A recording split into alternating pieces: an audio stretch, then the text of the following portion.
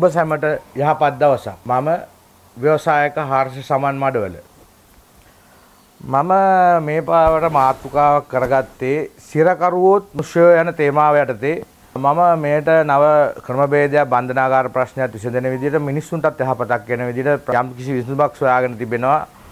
මගේ නිර්මාණශීලී අදහස් මත මනුෂ්‍යත්වයෙන් කියන දෙයක් මේ වෙනත් අරමුණකින් නෙමෙයි. අපි දැන් කෙනෙක්ගේ බාහිරව තුවාලයක් වෙනවා කිව්වොත් එහෙම බාහිර මතු පිට තුවාලයට අපි බෙහෙත් දානවා. ඒක හොඳ කරගන්න බලන්නේ බෙහෙත් දාලා අර එහෙම ඒකල තමයි අපි සුව කරගන්න බලන්නේ. ඉතින් මේ සිරකරුවොත් මිනිස්සුන්ට මම කියන්නේ අපි මතු පිට තුවාලයක් තිබ්බම කකුලේ ඕනම තැනක උණක් තුවාලයක් වෙනත් ලෙඩක් රෝගයක් හැදුනොත් අපි කරන්නේ ඒකට බෙහෙත් ගන්න එක බෙහෙත් දාගන්න එක. ඉතින් අපි මේකෙත් මේ මිනිස්සෙක්ට වැරද්දක් වෙන්නේ ෂණිකව වැරද්දක් වෙන්න පුළුවන්. හිතලා හිතාමතා වැරද්දක් කරන්න පුළුවන්. ප්ලෑන් කරලා වැරද්දක් කරන්න පුළුවන්. ඒ කෙසේ කදත් එයා උපදිනකොට ඒ වැරද්ද අරන් ඉන්නේ නැහැ. ඉතින් ඒ වැරද්ද අරන් ඉන්නේ නැති මේ මිනිස්සයා සමාජය තුලින් හෝ කොතනකින් හෝ එයාට වැරදිලා තියෙනවා. ඉතින් ඒ වැරදිච්ච කෙනා ඒ වැරද්ද වෙන්නේ එයාගේ මනස තුවාල වීම සෝ මනස සෙලවීම මත. ඒ අවස්ථාවේ. එතකොට එයාගේ නැත්තම් මනස විකෘති වී තියෙන්න පුළුවන්. ඒ කියන්නේ සමාජ මොන හරි දැනුවත් කිරීම අහුම්කම් දීම මත විකෘති වෙන්න තියෙන්න පුළුවන්. ඉතින් අපි එහෙම කෙනෙක් අපි කොහෙත් සුදුසු නැහැ සිරගත කරන එක. ඉතින් සිරගත කරත් ඔහු සිරගත කරලා සිරගත කරන කලාපය තුළ ඔහු නිදහස් මිනිසෙකුසේ සැරිසරන උඩ අවස්ථාවක් තියෙන්න ඕනේ. එතකොට එම පුද්ගලයාගේ වෙලා තියෙන්නේ මනස තුවාල වීම හෝ මනස සෙලවීම හෝ මනස විකෘති වීම. ඒකට අපි මේ පුද්ගලයාව සිර කිරීම වෙන්නේ පුද්ගලයා තවත් වැරදි වලට පෙළඹීම වෙන්නේ. ඉතින් සිරගත උනන නිදහස් සිර කිරීමක් උඩ තියෙන්න ඕනේ. පුද්ගලයෙක් ගත්තොත් ඔහු ලවා ඔහු වෙනක් දක්ෂතාවයක් ඔහු තුල තියෙන්න පුළුවන්. වෘත්තිමය දක්ෂතාවයක් වෙන්න පුළුවන්. එය නිර්මාණාත්මක දක්ෂතාවයක් වෙන්න පුළුවන්. අපිට ඒ අනුව ඔහුට ඒ අවස්ථාව ඉදසලසලා දීලා අපිට සිරකය සකස් කරන්න පුළුවන්. ඒ අනුව මේ එම කුෂිකාර්මික කටයුතු වෙන්න පුළුවන්. ඒ වෘත්තිමය කටයුතු වෙන්න පුළුවන්. කාර්මික ශිල්පියෙක් වෙන්න පුළුවන්. නිර්මාණාත්මක ශිල්පියෙක් වෙන්න පුළුවන්.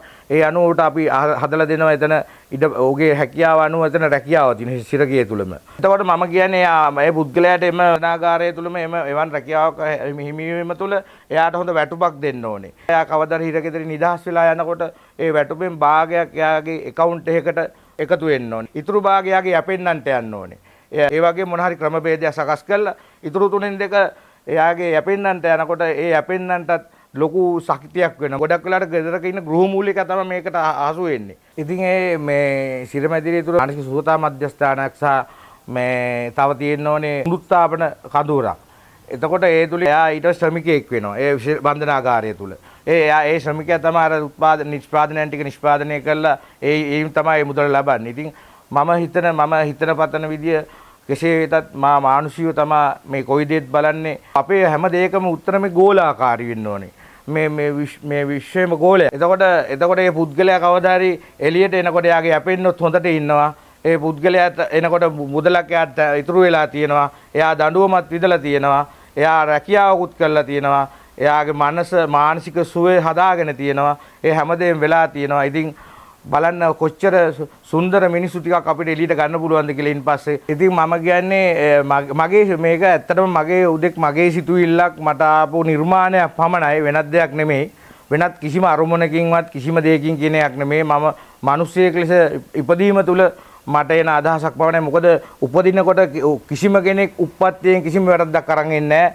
දරුවෙක් සාමාන්‍ය ඕනම කෙනෙක් චූටි දරුවෙක් උපදිනකොට ධනය බලය නිලය අරන් එන්නෙත් නැහැ. මම කියන ක්‍රියාවලිය තුල එයාට යම්කිසි දවසේ නිදහස් වෙලා යනකොට එයාට වෘත්තියක් දැනගන්නවා. යම්කිසි කෘෂිකාර්මික කටයුත්තක් දැනගන්නවා. ඒ වගේ හොඳ නිර්මාණශීලී මිනිස්සෙක් එළියට බහිනවා. තව දෙයක් තමයි මේ පුද්ගලයන්ට හැමදාම තමන්ගේ ආගම තවත් දෙන්න ඒ අවස්ථාව උදා කරලා දෙන්න ඕනේ. නැත්තම් වෙන්නේ මිනිස්සු තවත් අමානුෂීය වෙලා එළියට එන්නේ. අපි හොඳ රටවැසියෙක් තමයි අපි නිර්මාණය කරගන්න. රටවැසියෙක් නිර්මාණය කරගැනීම සඳහා සමා ඉදිරිපත් කළේ හුදෙක් මේ අදහසක් පමණයි. වෙනත් කිසි අරමුණක් නැහැ. එහෙනම් ඔබ සැමට යහපත් දවසක් යහපත් හෙටක්. මම ව්‍යවසායක හර්ෂ සමන් මඩවලගම.